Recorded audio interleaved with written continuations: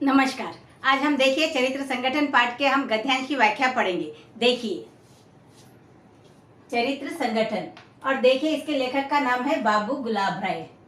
देखिए गद्यांश की हम व्याख्या करेंगे। गद्यांश का अर्थ है गद्य का अंश, यानी कि यहाँ पर हम एक जो दो सेंटेंस जो लिए गए हैं उसकी हम व्याख्या करेंगे। देखिए मनुष्य का आदर उसके पद धन तथा विचार के कारण होता है। देखिए यहाँ पर मनुष्य का देखिए आजकल हमारे समाज में देखिए मनुष्यों को जो आदर सम्मान दिया जाता है उनके पद धन को देखकर उनको देखकर आदर सम्मान दिया जाता है। अगर किसी के व्यक्ति के पास देखिए बहुत सारा धन दौलत सब कुछ है और संपत्ति जायदाद सब कुछ है, मगर उसने बुरे तरीके से सब कुछ कमाया, फिर भी समाज में लोग उन्हें आदर और सम्मान देते हैं।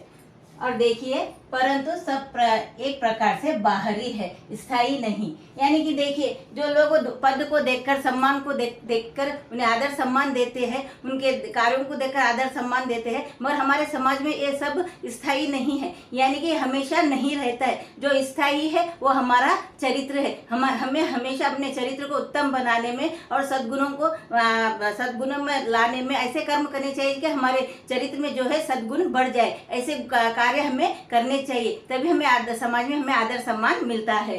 देखिए प्रसंग देखिए, यह उदाहरण चरित्र संगठन पाठ से लिया गया है। देखिए यह पाठ जो है चरित्र संगठन पाठ से लिया गया है और इसके लेखक का नाम है, देखिए जिसके लेखक गुलाब राय जी है। देखिए गुलाब राय जी देखिए उन्होंने कई सारे निबंध लिखे हैं, पाठ लिखे हैं और गद्य में बहुत सारी उन्होंने कहानियां भी उन्होंने लिखी है। उनमें से जो यहाँ चरित्र संगठन जो है इस पाठ में उन्होंने देखिए चरित्र की विशेषताओं पर उन्होंने वर्णन किया है। जो मनुष्य का चरित्र कैसा होना चाहिए, कैसा उत्तम चरित्र होने चाहिए, इसका उन्होंने वर्णन किया है।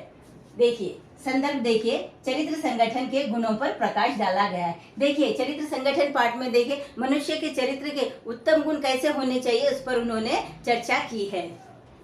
देखिए व्याख्या, मनुष्य का चरित्र बहुत ही मूल्यवान होता है। देखिए मनुष्य का चरित्र देखिए बहुत ही मूल्यवान होता है, यानी कि हमें हमारे चरित्र को ऐसा बनाना चाहिए कि हमें समाज में सभी जगह हमारा आदर सम्मान हो। हमारे चरित्र को हमें ऐसे कर्म करना चाहिए, ऐसा चरित्र बनाना चाहिए, सभी जगह आदर सम्मान होना चाहिए। तो ऐसा हमारा चरित्र होना चाहिए।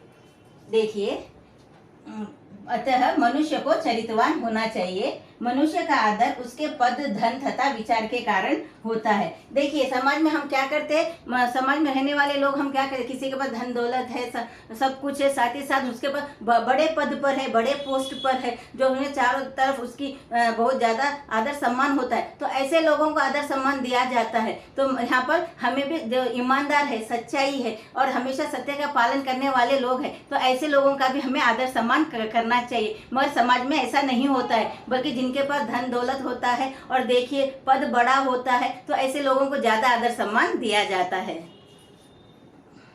ये सब बाहरी होता है पर स्थायी नहीं, यानी कि ये सब दिखावा होता है। जो कि देखिए पद सम्मान को देखिए पद को देखकर, धन दौलत को देखकर और उनकी ताकतवर उनकी बलशाली व्यक्तित्व को देखकर हम क्या करते हैं, आदर सम्मान देते, मगर ये स्थायी नहीं, यानी कि ये हमेशा नहीं होता है। शाश्वत वो है जो हमारा चरित्र है। देखिए हमारा चरित्र ऐसा होता है कि हमारा चरित्र अगर उत्तम हो, अच्छा हो, तो हमारे सद्गुण अच्छे हो, तो देखिए हम हमारे मरने के बाद भी लोग हमें याद करते। यानी कि देखिए जब किसी व्यक्ति को हमारा नाम लिया जाता है, जो हमारे गुण अच्छे हैं, हमारे कर्म अच्छे, तो लोग याद करते हैं, अरे फलाना व्यक्ति देखिए कितना अच्छा काम कर रहा है। तो ये बात वो हमेशा याद रखता है। वो हमारा अगर हम नहीं भी होते तो हमें वही आदर सम्मान हमें मिलता है।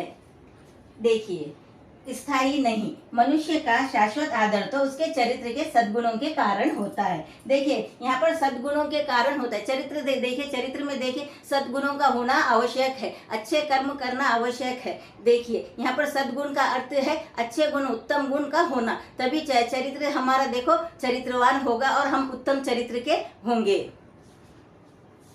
देखिए उसके पद धन तथा विचार के कारण नहीं होता है। देखिए यहाँ पर समाज में देखिए यहाँ पर लेखक कहना चाह रहे हैं कि समाज में रहने वाले लोग क्या करते हैं, रहने वाले लोग जो पद सम्मान होता है, जिनके पास धन दौलत सभी कुछ होता है, जिनका प्रभावशाली व्यक्तित्व होता है, उनका आदर सम्मान करते। मगर यहाँ पर लेखक कह रहे हैं कि जो ईमानदार है, सच्चाई का साथ देते हैं, कर्म सच्चाई के रास्ते पर चलते हैं और साथ ही साथ इसमें दया की भावना, ममता की भावना होती है और समय समय पर लोगों की मदद करते हैं, सत्य का पालन करते हैं, साथ ही साथ वचन का भी पालन करते हैं, हमेशा सत्य के मार्ग पर चलते हैं, तो ऐसे व्यक्ति का भी आदर सम्मान होना चाहिए। लेखक यही बताना चाहते हैं और वो कहते हैं कि हमारे समाज में चरित्रवान व्यक्तियों को अपना चरित्र और ऊंचा करना चाहिए। देखिए विशेषताएं, देखिए इसमें चरित्र की महानता पर प्रकाश डाला गया है। देखिए यहाँ पर इस पाठ में देखिए चरित्र की महानता पर प्रकाश डाला गया है, यानी कि इसमें हमारा चरित्र कैसा होना चाहिए, उत्तम चरित्र होना चाहिए और ऐसे सद्गुण होने चाहिए, इसका वर्णन इसमें किया गया है। देखिए लेखक एक अच्छे चरित्र के निर्माण पर बल दे रहे हैं, यानी कि देखिए यहाँ पर लेखक हमें बता रहे हैं कि हमारा चरित्र भी अच्छा होना चाहिए, अच्छे चरित्र का होना चाहिए, हमारे कर्म अच्छे होने चाहिए, हमारा चरित्र अच्छा होना चाहिए, तभी समाज में हमें आदर सम्मान भी मिलेगा। तो इसी प्रकार के वीडियोस देखते रहने के लिए लाइक करें, शेयर करें और सब्सक्राइब भी जरूर करें। धन्यवाद।